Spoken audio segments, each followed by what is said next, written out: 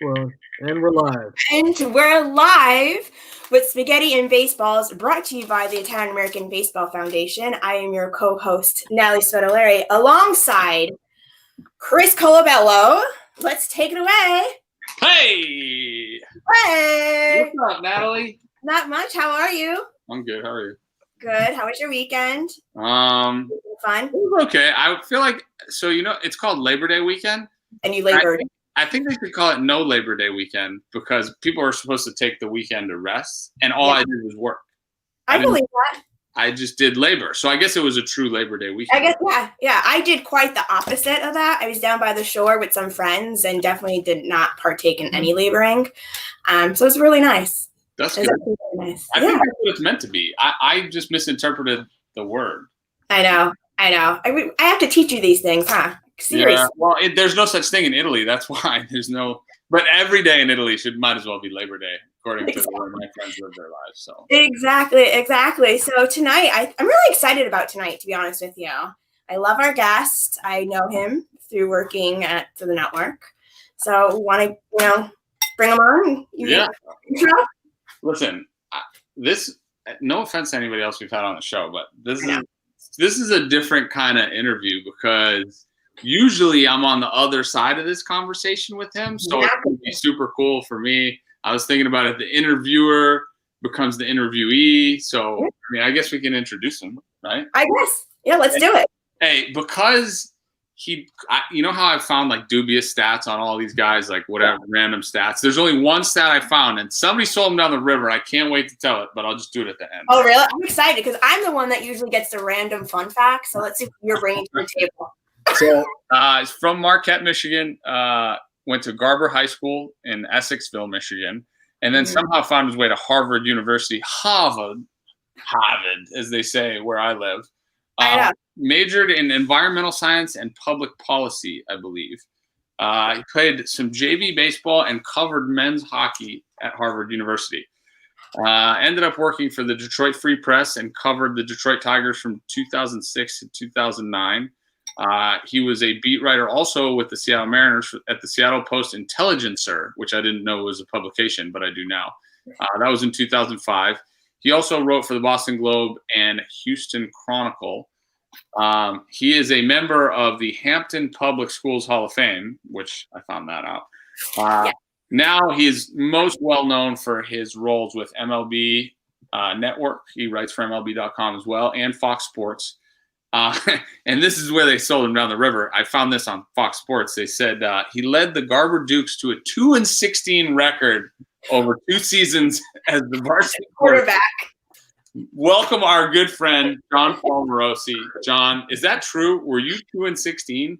Yeah, so buonasera, first of all. Great to be here. Buonasera, grazie mille. È un grande piacere di essere qui. I love being here with you. But yes, I was 2-16, including Chris and Natalie, 0-9 as a senior. So you think about your senior year of high school, you're on top of the world, and you go 0-9. So that certainly was a very humbling experience. I always say that I probably realized around that time that I'd be much better, at least a little bit better, at talking about sports than playing them. So that was very clear. Yeah, it's a small town, Natalie. It's a very small town. And I'll say this.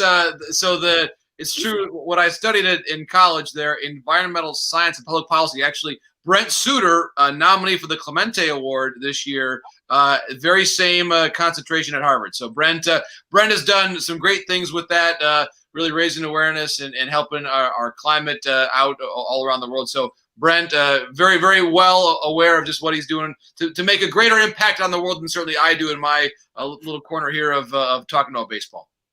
Well, I think in today's day and age, we can rank people by their Twitter followings. You have a lot of Twitter followers, so you're making a big impact whether you realize it or not, my friend. I'm going to tell you that. Absolutely. Well, it's fun, and obviously the key thing is every now and then I try to bring in the Italian into the tweet. Now I usually have to proofread it a couple times to make sure I'm getting it correct, but we're trying to bring that in as much as I can, help grow the game there back in Italy.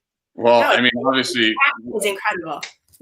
we anybody that's followed you knows about your passion for international baseball, and I'm going to get to that. But the first thing I want to know, right? And as I was looking you up, because I knew a lot of stuff about you, but not enough. As you start doing research, and this is I'm so nervous to interview you because it's the opposite. I haven't done a grade from you after the show. You need to send me a grade, like tell me how I did. But so you went to school for environmental science and public policy, which screams to me I'm going to be one of the premier baseball analysts in America. Like, how did that transition happen, and why that schooling, and then eventually to the job you're at today?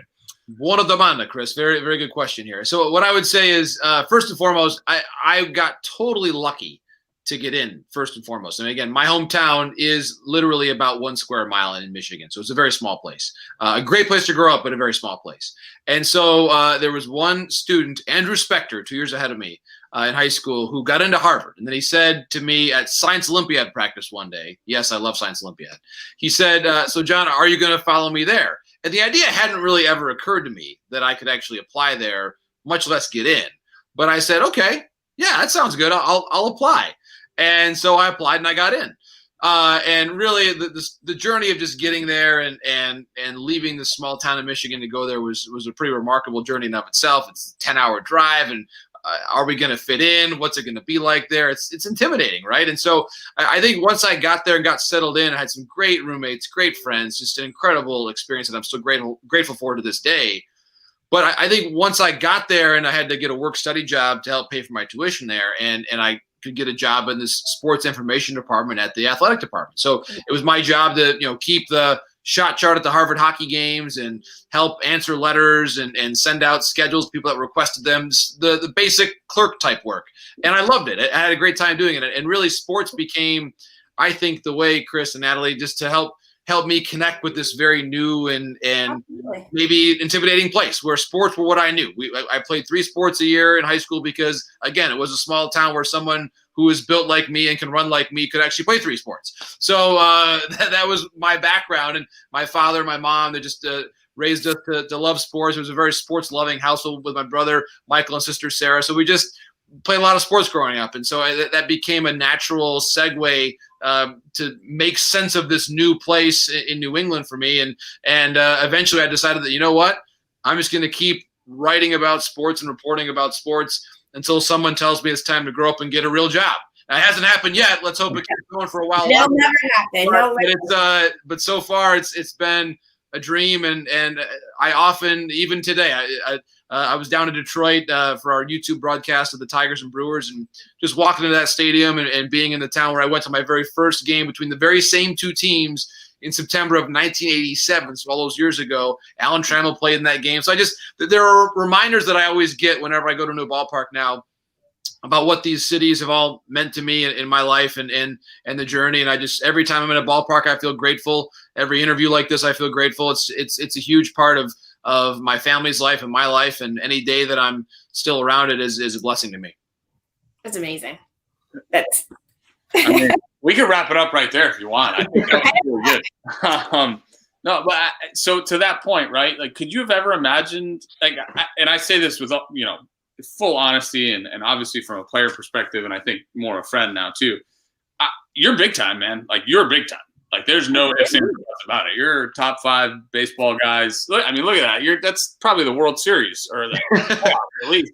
Yeah, well, interestingly, that is at Olympic Stadium in Montreal, one of my other favorite cities in the world. That was right the first time that the Jays went back there to play a spring training series, and really there started to be some more momentum around baseball in Montreal. So that's, I think, March of 2014.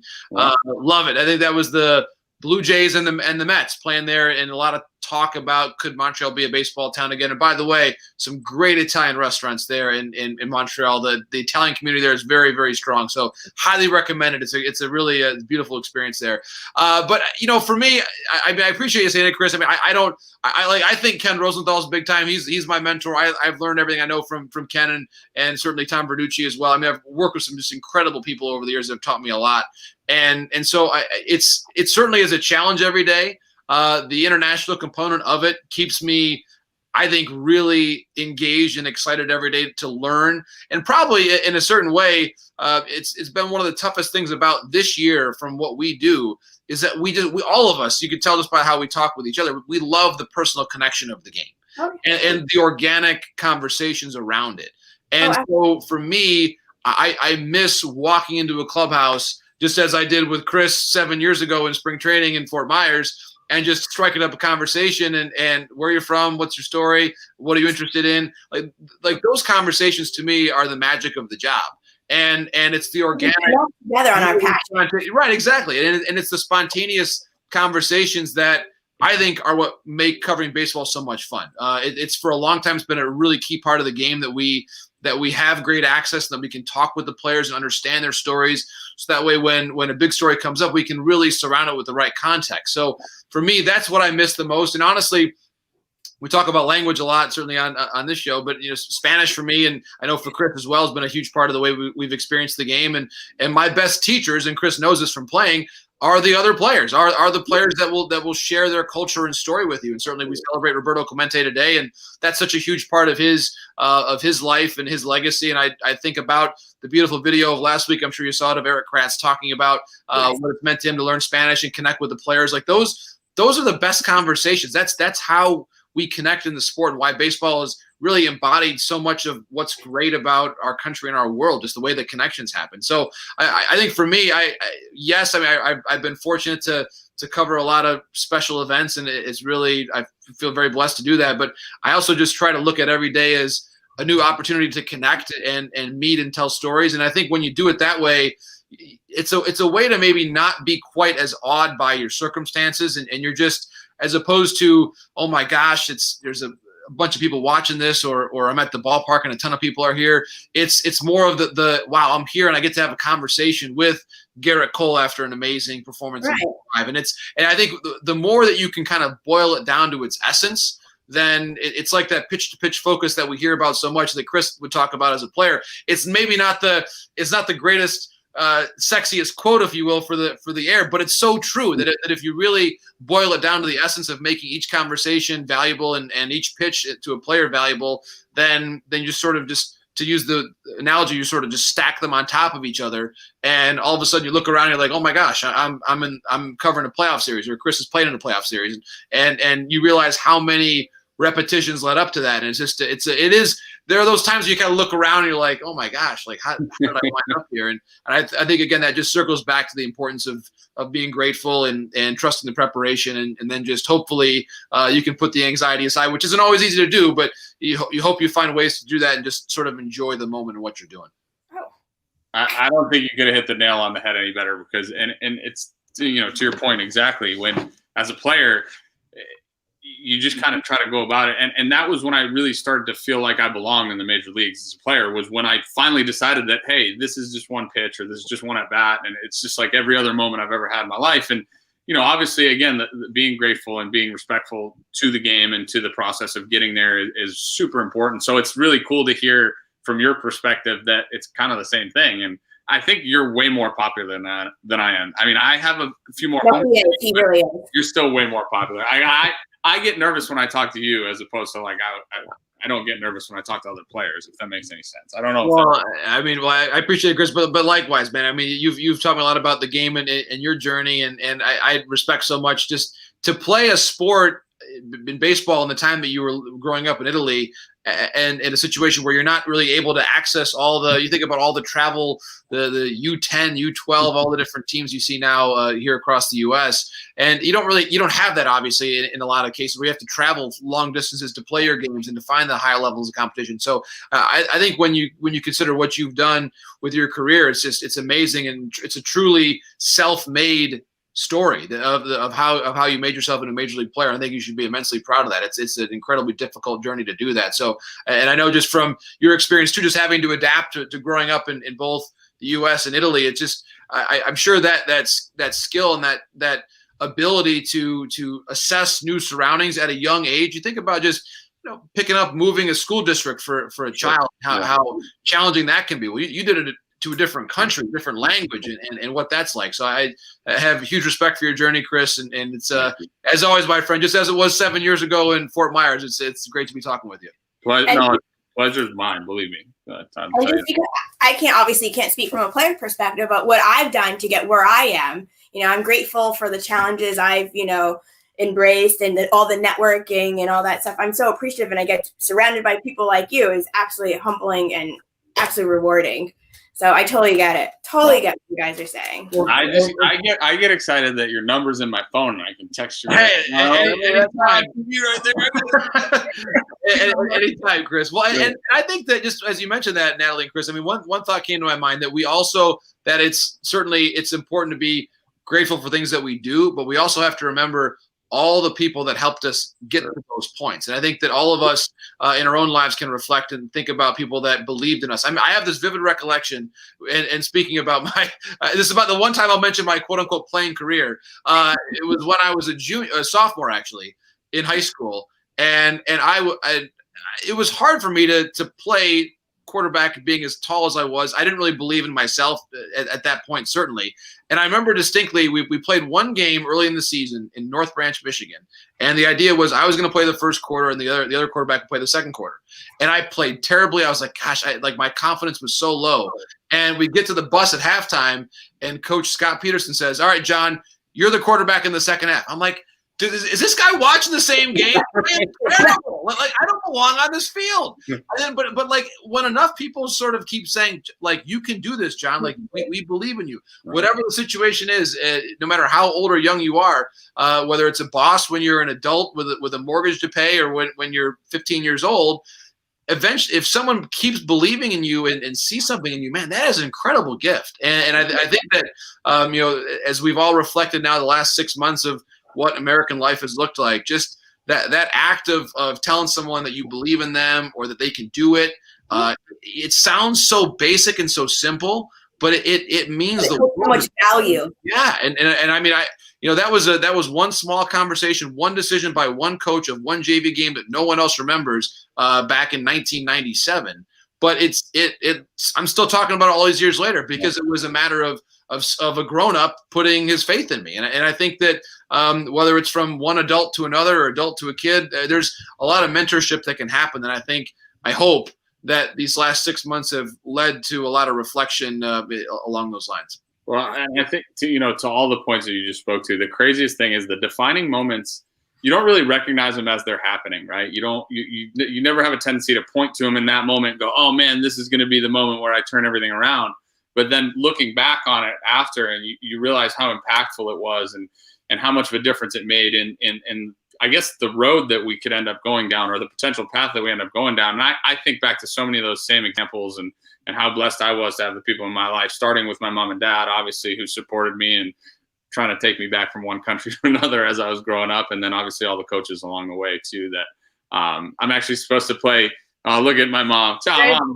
Hi, Mom. Ciao, ciao. Yeah. And John was going to say hi to you anyway. He already said to say hi, so you can say hi. And Grazie, Silvana. Grazie mille. Oh, look, there's my dad too. Hey, at least we know we got two people watching. That's all that matters. Two most important people watching. That's right. So anyway, I want to get back on topic because we could do this all night, and it's great. And I love your answers. They've been unbelievable so far. So now, in your profession, obviously, I would say you're both a writer and probably more well known now as an analyst. And I've asked a lot of guys that kind of do both. Which one's your favorite? You have like if you had to pick one, I guess, kind of thing? That's a great question, Chris. I would say probably the most long-term, like intellectually satisfying part of it is the writing. It is to spend time with a story. Writing is hard. The saying, I think it was Hemingway who said, I hate writing. I love having written. That really encapsulates a lot of it. Writing is difficult. You've got to really distill what you want to say. Of course, what we do, there's often a lot of transcribing involved of the quotations. It takes a lot of time. And so it both takes a lot of time and also I think at the end is a bit more gratifying in that respect. Now, in terms of the adrenaline, I think there's nothing like live television. I think from that standpoint, you don't know what's going to happen. It's just just the combination of And to your point, Natalie, it's the randomness of doing a game because you don't know what's going to happen. Well, that's the beauty of sports. That's why I have such a Right. passion for That's it. why we love it. And then the randomness, exactly. And then also the randomness of what's going to happen in the show. So, like, I don't know what's going to happen in the game. I also don't know what they're going to say upstairs and how they're going to throw it down to me. And if my microphone might cut out or if my IFB might cut out. And all of a sudden, there was one time, I remember distinctly, this is 2013 World Series. We were in the parking lot at Busch Stadium doing a segment on Fox Sports 1. And I was hearing the show. It's World Series. I'm a little charged up. It's like the pregame. It was like the pre-pregame show on FS1. So I was really excited about this. And I'm in the parking lot outside of Busch Stadium, and I can hear the show fine. About a minute till they come to us, and I've got what I want to say in my mind, and I'm trying to think about what I'm going to say. And really, like, it's the World Series. I want to make these points and get out the words properly. And then probably like 30 seconds before we're on the air, my audio cuts out. I've got no idea what's happening. And so the producers there, I said, I can't hear anything. And I sort of like gestured, like, can you cue me to when I'm supposed to talk? And so, like, it was this total confusion. And then I just kind of like nodded my head. I looked at my watch. I was like, I think it's probably right about, 10, like 5, 1. And I just said what I planned to say. And I was like hyperventilating. It felt like I had like no idea what I was saying. It was a total panic. And then I finished and I look at my producer. I was like, is that okay? He said, yeah, sounds good. I'm like, anything happened? I was like, no, dude, I was totally flying blind. I had no idea what was going on. And so that adrenaline is, I think, unparalleled. There's just nothing. There's nothing like. You can't describe it. You're just like, I'm going. You're anxious, excited, and so like, and also when you're at a game and it's a loud game, like the World Baseball Classic, I would mention first and foremost. Like when you're at those games in Miami last time around, that was just incredible. I couldn't. I was saying that like the first game when the U.S. played the Dominican. I remember saying to our producers, Chris Pfeiffer and everybody and John Moore on the crew, I said, guys, like I need 2 IFBs. Okay, so like TV talk is, as you know, Natalie, you have the IFB here in one ear usually, but I had to get it in both because if this ear was open to the crowd, I couldn't hear anything. I can imagine. I remember, like, I can only imagine the excitement that you felt and saw. Like I was watching at home at my apartment. I'm screaming at the top of my lungs, and I was even there. But the excitement, the passion that goes on to you see it on the field, the play. It was incredible, and it was so loud, Natalie and Chris, that basically, like, I would get back to the hotel after the game was over, and my ears would ring until like the next day's game. So, like, my ears would be effectively just, I'd be like, yes, what? I couldn't hear anything for like a solid 12, 14 hours afterward. It was incredible, and every last bit of it was worth it. I was lucky to have played winter ball before I did my first WBC. So I played winter ball in Mexico in 2012 and then got to go to the WBC in 2013. Obviously, we advanced. We went to the second round, and you pointed to Miami, and that's where we played the Dominican. And I'll never forget this. This was incredible. And now you're talking about U.S. Dominican as a packed house versus Italy Dominican. It's probably like 10 to 15,000 in the stands. And it was the loudest game I've ever played until Game 5 of the American League Division Series. Because when there's a mound visit, typically you expect the tone of the crowd to go down. It would go up. I had to literally go into the clubhouse. I remember saying something to Rizzo when he came back in the dugout after the inning. I was DHing. I had to go into the clubhouse because I couldn't. I was so nervous and engaged in the crowd, and they were obviously all cheering for the Dominican, which didn't help us. But it's crazy, and you see that passion in winter ball, and you see it, and you see the passion, that culture, and this kind of leads me directly into the next question. Where did your passion for international baseball come from, and especially particularly Italy? Obviously, you have an Italian name and background and family ties, but like how did that passion become so much of who you are? I guess. Yeah, it's a great question. I mean, to me, Chris, I saw that, especially that 2013 WBC, at a time where we were talking a lot about the game and what it was going to look like for the next decade or 2 decades and where we were all going. And I experienced that tournament and thought to myself, this is perfect. This is everything that we need. There is nothing about the game that when you watch those WBC games that you say, oh yeah, we have to change it or the game is boring. No one ever says that. Like no one. And I think that it hit me right in my soul very quickly, that it was just something really unique. And I've always wanted to. I love travel. I love learning about different cultures. And so when you think about how you can learn about the world through this common language of baseball that we've got, it's a really powerful idea. It's a powerful concept. And Chris, you've been in Major League clubhouses where you've got players from all across the cultural spectrum, political spectrum, everybody, and yet they all unify over a common cause. And I just feel like that the international side of the game just illustrates that perfectly. And the way that you can be your true authentic self as a country, as a player, and let it all come out on the field. And no one ever says, oh, you can't celebrate out of the dugout for a home run. No, be yourself. Come out of the dugout. The musical instruments and the passion and the chanting. You go to a game in Japan, what that's like. It's perfect. It's exactly, I think, what our game needs and what our world needs. When you're at these places, you're never cynical. You're never down about the circumstances, because people they're being themselves. They're playing the way they want to play. They're really representing their culture on the field. And I think too. So the very first game that I went to in the WBC in 2013 was when Italy came back and beat Mexico. And so that is certainly which was a huge game there. Chris was a part of that comeback. Rizzo hit the double to the left. I remember that very distinctly. Drew Butera played a key role in that game too. Grilli was able to get out of the jam late.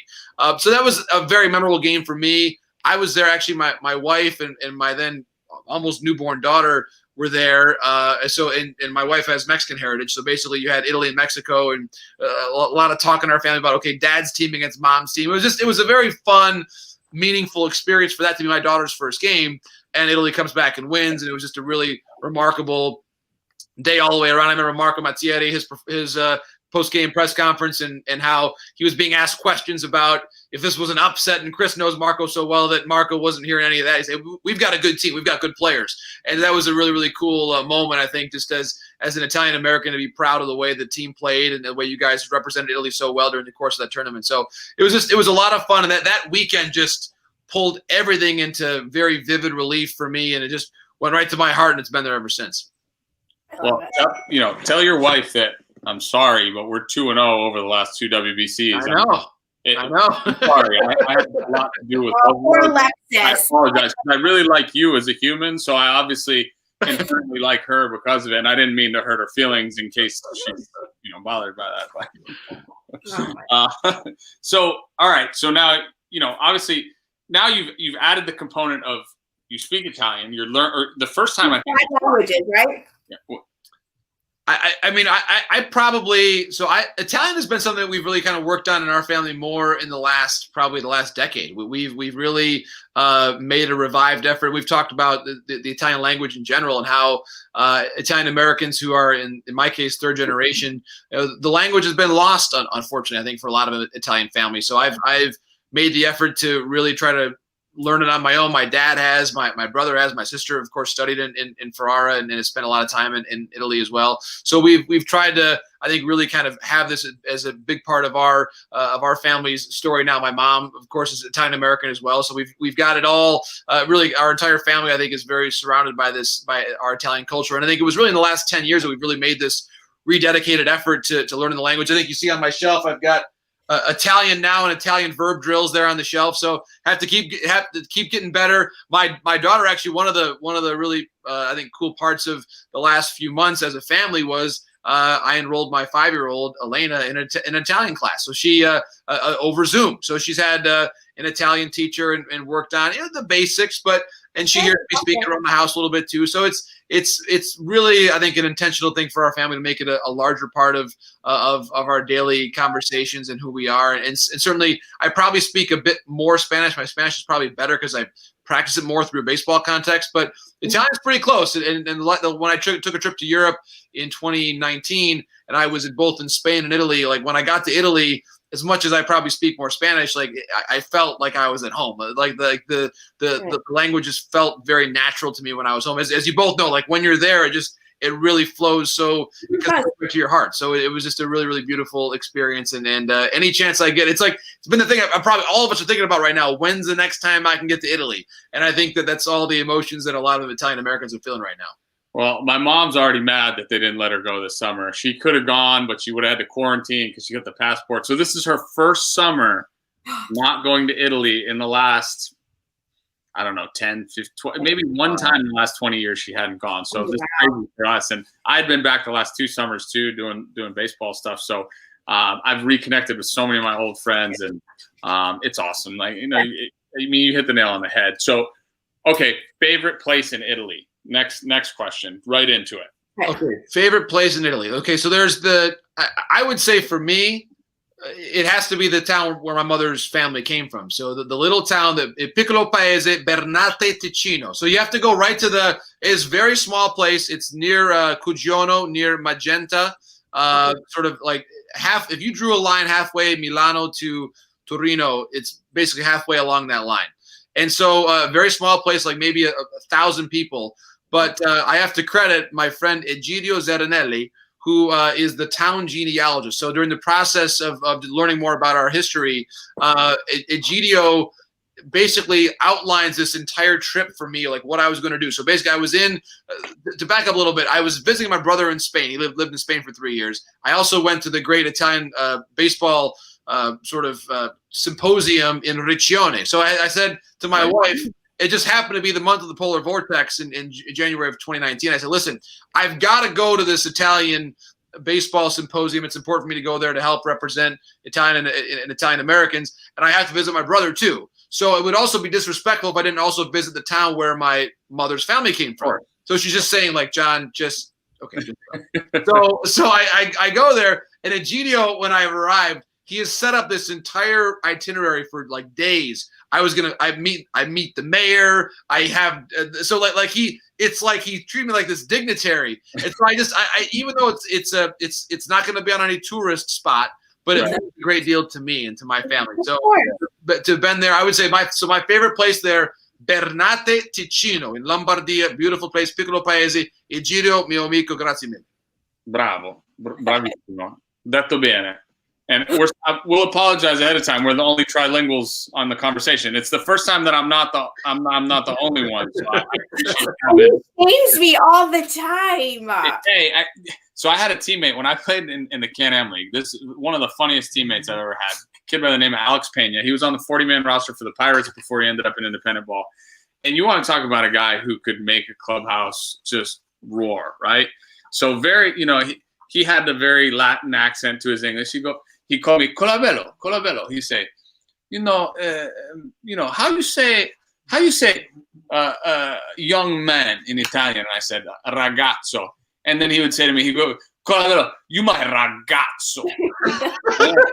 And he would say, Colabello, how you say brother in Italian? And I said, fratello, Ale. He said, Colabello, you my fratello. And he would say, and then he would turn around and apologize to whoever was next to him and say, oh, I'm sorry. We're the only trilingual in the Can-Am League. I'm sorry. It was awesome. And he was one of the biggest reasons that he helped me learn Spanish too, because when I got there, the Latin guys I played with, and I took it to heart, kind of same as kind of what you're saying. Like, I took it very much to heart, and that's why I appreciated Kratzy's interview the other day. Kratzy's one of my best friends in baseball. We talk regularly. I talked to him about a week ago. I texted him right after I saw it. It meant a lot to me to be able to bridge that gap for those guys, because I recognize a lot of the things that you said before about how different it is to go from one country to the other. And I even just remember when I was little, it would be so weird for me when I was like 4 or 5 years old. I'd go to one country after I'd been to one place for a while, and I'd be afraid to speak the language because I didn't want to mess up. So that meant so much to me to learn that third language and be able to bridge that gap with the Latin guys. And obviously Kratzy's done a phenomenal job. And by the way, his Spanish is terrible. Don't tell him I said that. Just brutal. But he tries really hard, which is good. At least he's trying, and he makes these young men feel, welcome, and that they're safe, and that they're able to be there and speak with them, that there's someone on their side helping them out. Absolutely. And even though he's a Yankee now, and he's been a Yankee a couple times, he's played for basically every franchise in baseball. So I think he's at least halfway there. He's got to have the most teams played for him. And he debuted at 30, by the way. That's why exactly. That's a man near and dear to my heart. That's why I knew we were going to be fast friends when we first crossed paths in Toronto, and then we actually ended up playing together with Cleveland too. So That's right. He's just got such great perspective on the game, as you do too, Chris. Just his journey. I remember interviewing him after the Brewers won the first round in 2018, and just what he had done to go from Medicine Hat, Alberta, to then being now in the NLCS. Just what an incredible journey. And I really think, Chris, that the game and the journey that you had, and Eric and so many others that have gone through the minor leagues or independent ball, it teaches you so much. It's so hard, especially. And I really think the players that I think about the most this year and really almost any other year are those who are so close, who are right on the bubble, right on the cusp of making it, and how close that is, and then how different, just because of maybe it's a random situation, an injury, a call up here and there, how different your life is as a AAA player versus the major leagues. It is the narrowest gap in talent and the broadest gap in lifestyle that we probably have in our country.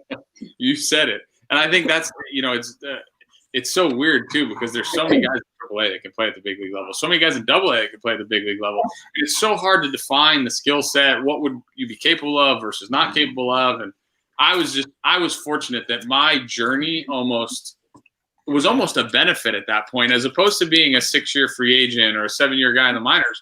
It was almost like, hey man, this independent ball guy is a cool story. Like, let's pay attention. Now, in my defense, I played really well when I got my opportunity, so that didn't hurt. But you hit the nail on the head. It's such a fine line between being a minor league free agent and signing a multi-year deal. You never know what can happen in baseball. So, next question, right into it. This is completely off topic. If you could pick any other profession in the world, what would you do? Oof. That is a tough one. I'd want to work, whether it's like a professor or some sort of work with education and young people, because I think that's where we can do the most good. I think as a country. I'm not sure that I would have said that answer 3 or 4 years ago, but I really think that's where we can make our greatest impact. I think that it's family by family, child by child, community by community, and then I think that's where you start to see just really great progress made. So I would say something in the realm of education, whether it's be at a university level. You have to do a lot of years of studying though for that. And I often joke with my friends from college about how I'm like the one guy that never went to graduate school for a day of our entire group. So I don't know. I'd have to go back and get those credentials that you would need to be able to do it at the college level. But I just think making an impact on young people, education, maybe sports in that way would probably be what I would pick. That's awesome. And I'm the least surprised I've ever been at an answer that's what you came up with, even though I put you on the spot, because, even just in talking today and before the show and during the show, we've talked so much. And I think that's kind of our objective with IABF too, is to be able to help other people. Right. And that's part of why we do this show. I mean, IABF has been, huge salaries for us for sitting in our basement to do this show, right now. But, we want to make an impact on the world and be able to help young people and influence young people, especially in a time in the world where it just seems like things get really cloudy really quickly. And, I've had a lot of conversations recently with young people about, the impact that social media can have and things like that. The way your vision can get clouded really early on in your life. And, so that's an awesome answer on your part. And again, I'm not surprised from you that you said that. So what would you tell, what is your advice? It's such a cliche question, but what is your advice to people who want to do what you do? Like, how do they start? Well, it's a great question, Natalie, because I think there is no one clear path to do it. I think that the number one thing I always advise young people that want to get involved in baseball is to learn Spanish, first and foremost. Without a doubt. Number one. I think that if you want to be a journalist in the U.S. and anywhere, I think certainly the ability to communicate in English would be important in this country. But I think Spanish is literally 1A. I mean, it is right there. It changes the way you view the game. It expands your ability to learn about the players and interview them. You just think about how valuable it is now in this day and age, especially you just think about the way media companies will cover the sport in the years to come. If one person can work for you in English and Spanish, they are doubly valuable. And so more opportunities for you. Right. Well, I'm just trying. Exactly. You're exactly right about that. That to me is one of the key things, that the more opportunities that you've got, the more conversations you can have, the more value you have to a media company.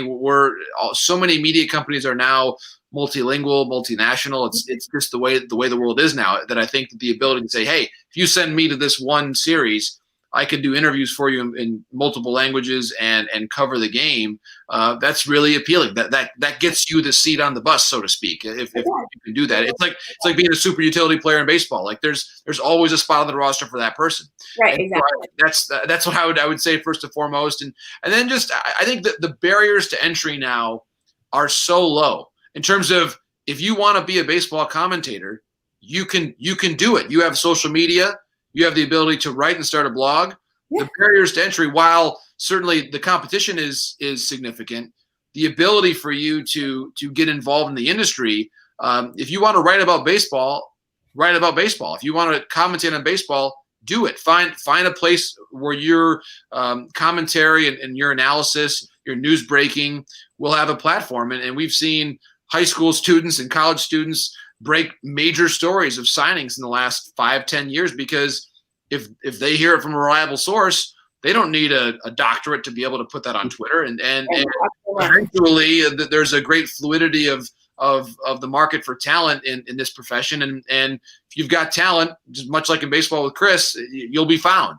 And I think that to me, Natalie, is one thing I would say. It's a very competitive business.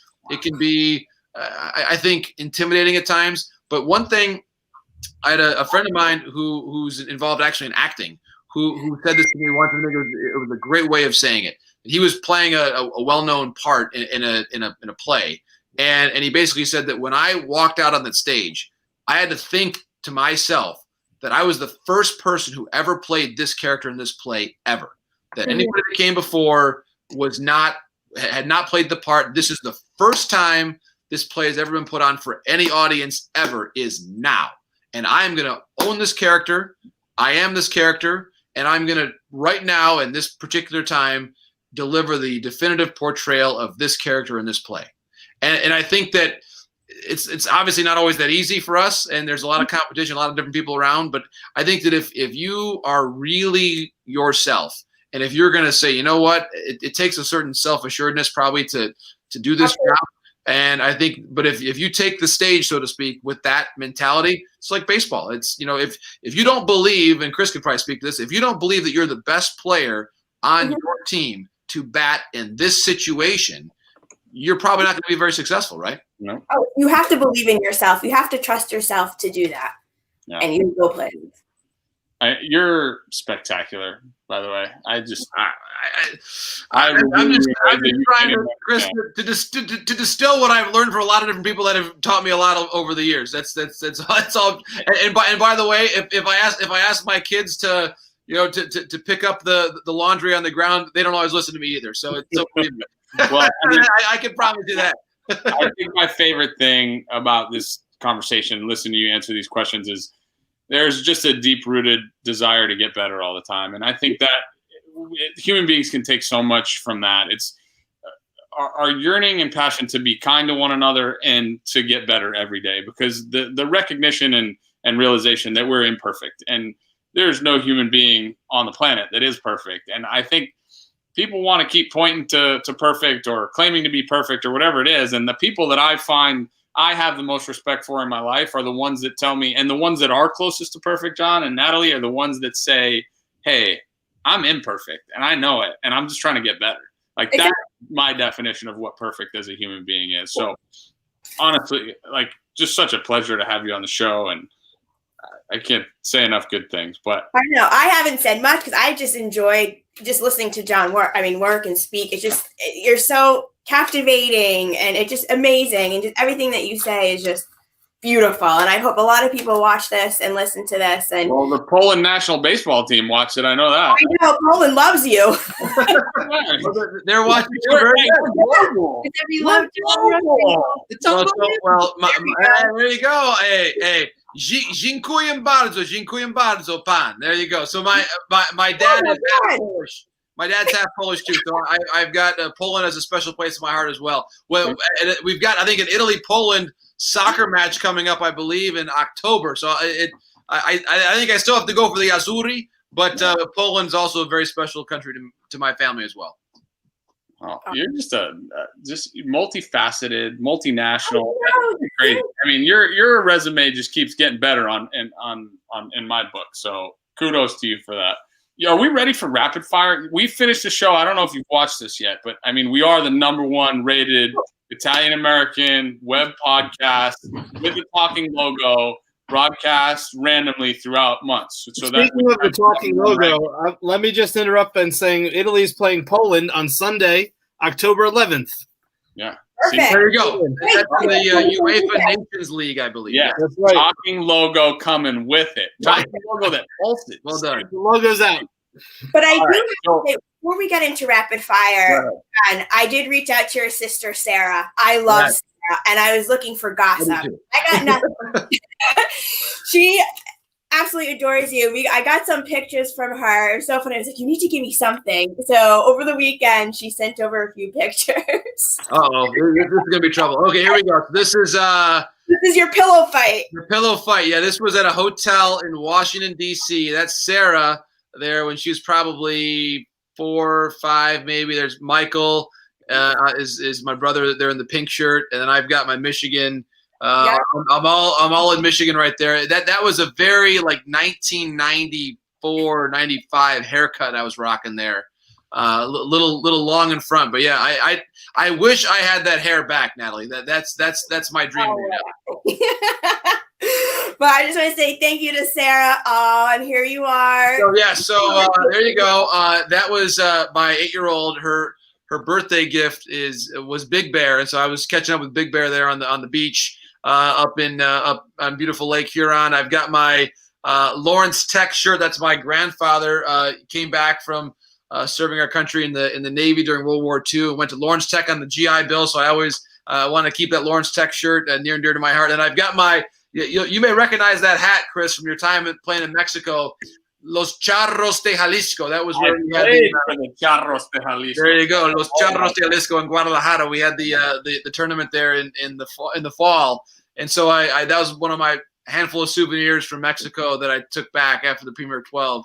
So that was a great experience. That looked like an interesting conversation with Big Bear. There's a lot of that. That was at the Italian American Baseball Foundation. That was a special night. I was so glad Alexis had come with me to New York and be at Brooklyn with Joe and Carmine. And my thanks to Joe and Carmine, everybody from the Italian Federation who came over, Marco and Fabrizio, everybody there. So thanks to all of them for making that very special night. And Natalie, of course, and Chris, we saw you both there. So thanks for all that you both did that night as well.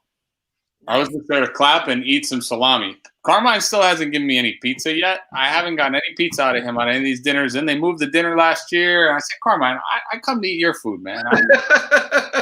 I'm not here to see any of this stuff. Like, I don't need to, There they are.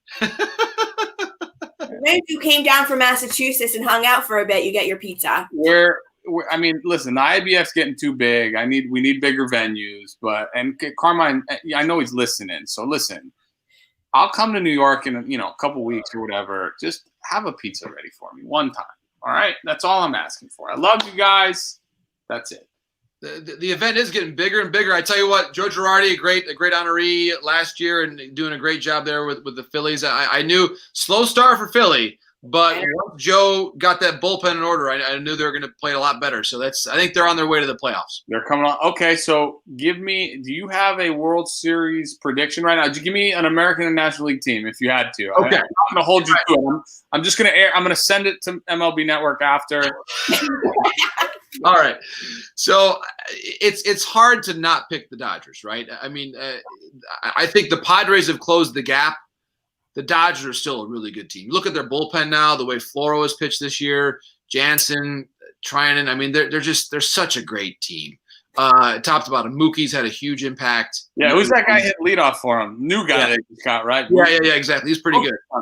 He's pretty good. So I think that they're the most complete team. They may not win, but if not this year, when is kind of my thought on the Dodgers. In the AL, it is wide open. I think my thought is, I said this a couple of days ago. I want to go with the White Sox just because I think it's kind of a fun pick, and 15 years ago they won it. Really exciting lineup, tremendously talented. A little worried about the pitching, but I think overall this is a really exciting team. I really think in the American League it could be anybody. When the season began, actually my pick was Cleveland, and so actually I kind of feel pretty good about that pick too if they end up winning it as well. So my sort of bold, be a little bit different pick would be the White Sox, but my pick to begin the year was Dodgers over Indians, so maybe I should stay with that. I only root for guys that I played with and that I'm still friends with. So I'm technically, I guess, rooting for Kratz, even though, I mean, the Yankees have won plenty. Like, they don't need to win Well, we need another one. Come on. It's been a while. Pilar was the first person that I let into my house during quarantine. I want you to know, because he was Boston. I figured he had to be okay because they were getting tested every 5 minutes at the stadium. I said, "Oh, you can come in my house," and we sat here and had a hitting conversation. We were taking bats off the wall and doing swing demos. So, go Rockies. I guess now I got to root for. There you go. Yeah. Anyway, their pitching bounced back. Freeland's been better this year. Marquez as well. So that's a solid pick. I just think I'll probably watch the playoffs. I'm really into the NBA right now. I'm not watching any baseball. I have the Celtics game on the big screen right here on pause at halftime. So I'm going to get back to that after rapid fire. But anyway, rapid fire is as you're finding rapid fire with me. It moves about as quickly as I did on the football field, okay? It's not very fast. Lee Mazzilli did the same thing. Don't worry about it. Lee Mazzilli expanded on his answers. But it's going to be a little different with you because some of them are actually in Italian. So that's how I mixed it up. This is not – è un po' difficile. Natalie gets to ask the first question because this is her. She came – I can't take any credit for this question. I'm obsessed with this. Sauce or gravy? Sauce. Thank you. I had a few surprises with gravy. I mean, I don't care where you're from. Gravy. So now, what region are we coming from that we would say gravy? Oh, I don't even know. I don't even care. It doesn't matter. Nobody in Italy would say gravy. Right. It's all sauce. And by the way, I do think, as kind of a language nerd, those maps of either the world or the U.S. that show how you describe certain things that are the same, like what kind of footwear do you wear to gym class at school? What would you call those shoes? Sneakers, no? Chris? Sneakers. Yeah. So like where I grew up, you would call them your gym shoes. Gym shoes. Or your tennis shoes. Yeah. So I would say that those two terms were much more popular where I grew up than sneakers. Interesting. Okay. I just call them my sick kicks now, though. There you go. 2020, and I'm trying to stay young. All right. You are young. Next you one. Are, you are. Gnocchi o lasagna? Oh. Oh, gnocchi. Bravo. Gnocchi. In fact, ho mangiato gnocchi questa sera. Bravo. Per la cena. Nice. Mia moglie ha fatto bella gnocchi. Hey, do we have to translate that, or can we just leave it as well? I got it. I think it's good as is. All right. Next one. And this, you impress me every time with your Italian. So bianco o rosso, and you have to know what I'm talking about. Bianco. Wine. Hey, vino bianco. Is on too. I'm doing this for the fans here. I know we got a big viewership from outside of Italy, so I want to know it's wine, red wine or white wine. Okay. Certo. Mare o montagna? Perdon? Mare o montagna? Per me mare, perché Michigan ha 5 laghi. See? Bravissimo. So we're the state of 5 Great Lakes. So we don't have all 5 of them here in Michigan, but we are the Great Lakes state. So I would say mare, even though it's when you are on the lakes in Michigan, you feel like you're sulla il mare. You feel like you're right there. Exactly. No. Well, yeah. The question is beach or mountains, and he's and even though it's weird because in Italy, my friends from the north, I think everybody loves the beach in Italy, but I forget that there are actually people that live in the Alps. So, and I know you're up. You mentioned Lombardia. Yeah, exactly. And actually, the very first Serie A game that I went to, the very first Calcio game I went to. Hey, there we go, Bernate Ticino. There's the beautiful. There's San Giorgio Church. Il mio bisnonno ha battezzato in questa chiesa in 1890. Your accent's getting better. You're getting spot on. Yeah, Avanti Pasquale. Sì. 800, bravo. Your C's are coming out clean. Hey, grazie. The first time we met, we spoke Italian. I'll never forget that. You're the only person who's ever done that. So. I have two more. Okay. And I'm gonna go with the harder one first, because you have to think about it, so it's not really rapid fire. Okay. Best press box in the major leagues. Oh, that is a great one. The best press box in the major leagues, I would say San Francisco. Nice and low. Now, granted, I've not been there. I don't know if they've moved it, but I would always say that's the best one. You're nice and low, beautiful view. You got the cove right there. I would say San Francisco. The food, you have to go upstairs to get the food, but it's good. I always wondered this. Does food impact that yeah. And yes, food does. Philadelphia, you have good ice cream up there, which is excellent. But I would say this though too, and I spent a lot of time in LA the last few years, just working for Fox. I would say Dodger Stadium for a playoff game.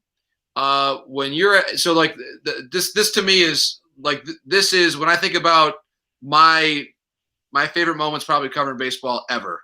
Yeah. The Dodger Stadium playoff game, Nationals Dodgers, and when you have a playoff game at Dodger Stadium, often that game starts at like 5 o'clock because you want it to be 8 o'clock Eastern, right?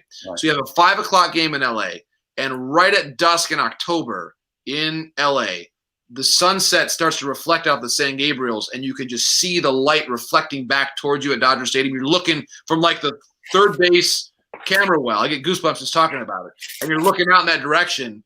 And I remember we were doing a game for MLB Network in 2016, Nationals Dodgers. And I remember Bob Costas was calling this game. So I'm doing a playoff game. I remember just thinking to myself, like, how does this happen? I'm doing a playoff game in the most beautiful setting that, in my opinion, that we've got for baseball, which is Dodger Stadium in our country. And like Bob Costas will say like now for a report from the field, here's John Morosi. I remember like as I was hearing Bob's voice, I almost like burst out laughing like the same sort of incredulous reaction to the coach putting me in for the second half of the JV football game. I don't belong here. What's happening here?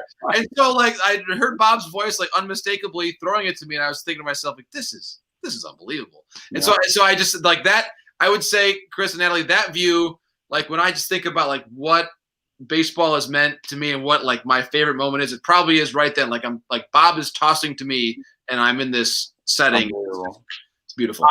I don't even want to ask the last one now because it's stupid. It's going to be. Oh, go ahead. Naturale o gasata? That would be my next one. Oh, naturale. Certo. Tutto l'acqua gasata. L'acqua gasata. So that's why I saved it for last. But you gave such a beautiful answer there. I was like, it's all good. It was a stupid question. They're all buona domande. They're all great questions, and it's so much fun just to have this conversation. Like it makes me want to get back to Carmine's and like get the group back together and see everybody again. And it's just, that day will come, my friends. That day will come. Listen, this was such a pleasure and such an honor for me. To feel like I got to be the interviewer, so I was excited. This is awesome. I want you to text me my grade after this. You be honest. You're outstanding. You're outstanding.